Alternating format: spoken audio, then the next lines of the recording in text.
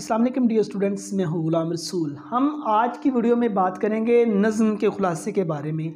आज की वीडियो में जो अहम टॉपिक डिस्कस किए जाएंगे कि नज़्म का खुलासा कितने नंबर का होता है और नज़्म का खुलासा कहाँ से आता है, नज़्म का खुलासा कैसे लिखना है और नज़्म का खुलासा कितना लिखना है और इसकी प्रेजेंटेशन कैसी होनी चाहिए। डियर स्टूडेंट्स, अगर हम नज़्म के खुलासे की बात करें, आपका जो इंशाई तर्ज का पेपर होता है, मीन्स आपका सब्जेक्टिव टाइप होता है, उसमें सवाल नंबर जो 5 है वो आपका नज़्म का खुलासा है। आप चाहे 11वीं क्लास के स्टूडेंट हैं चाहे 12वीं क्लास के हैं, 5 नंबर सवाल नंबर 5 है वो आपका नज़्म का खुलासा होता है और एक ही नज़्म का खुलासा आता होता है। इसके अंदर कोई चॉइस हमारे पास नहीं है, ठीक है। अतः इससे पहले सबक का खुलासा था, उसमें चॉइस थी, तो लेकिन पैराग्राफ था उसमें चॉइस थी, लेकिन इसके अंदर कोई चॉइस नहीं है।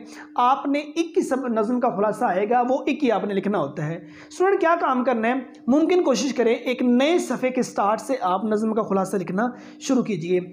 सफ़े के दरमियान में या उसके स्टार्ट में सवाल की नंबरिंग दीजिए, सवाल नंबर 5, और उसके बाद आप नीचे मार्कर के साथ जो खुलासा है उसका नाम हाईलाइट कीजिए। फॉर एग्जांपल आप तस्लीम रज़ा लिख रहे हैं, आप मार्कर के साथ दरमियान में बड़ा प्यारा सा करके तस्लीम रज़ा लिखें। अगर आप कट वाला मार्कर यूज़ कर सकते हैं देन वेल, अगर कट वाला यूज़ नहीं कर सकते तो बगैर जो कट के है वो आप यूज़ करके प्यारा प्यारा लिखिए। और उसके बाद नीचे आप शायर का नाम, अतः शायर का नाम ज़रूरी नहीं है, नंबर भी इसके नहीं है, लेकिन लिखते हैं अच्छा है, ना भी लिखें तो कोई इशू नहीं है। शायर का नाम लिखकर आगे आप मार्कर के साथ एडिंग दें, आगे शायर का नाम लिख दें और उसके बाद खुलासे की एडिंग देके नीचे वाले लाइन से आप खुलासा शुरू करें।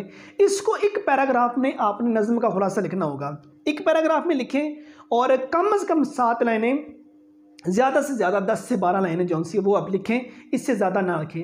अब कहाँ से आप जो नज़्म का खुलासा है वो याद करें, इसके 2-3 तरीके हैं। एक, जो हेल्पिंग बुक आप पढ़ रहे हैं उस हेल्पिंग बुक से आप याद कर सकते हैं, नंबर 1।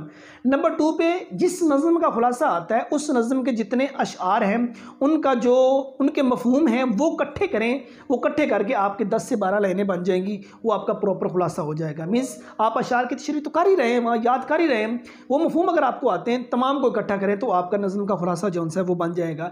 नज़्म के खुलासे के अंदर डीएसनो कटिंग से ग्रेज करना है। इसके अंदर कुरानी आयत, हदीस, अफसाना, नावल, ड्रामा या कोई शेर या कोई वाक़या वगैरह आप ऐड नहीं कर सकते, ठीक है।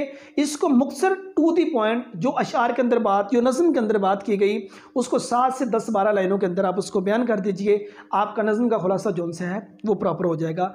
5 नंबर का खुलासा है और इसके लिए जो आपके पास वक्त है वो भी 5 मिनट है।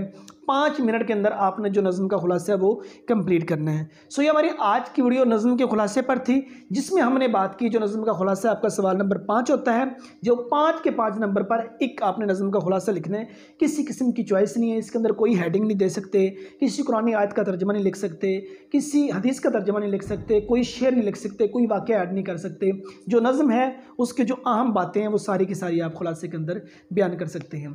उम्मीद करता हूँ कि आज की वीडियो आप स्टूडेंट को अच्छी लगी होगी। नेक्स्ट वीडियो में मिलते हैं, अपना बहुत सारा ख्याल रखिएगा। फी अमानिल्लाह।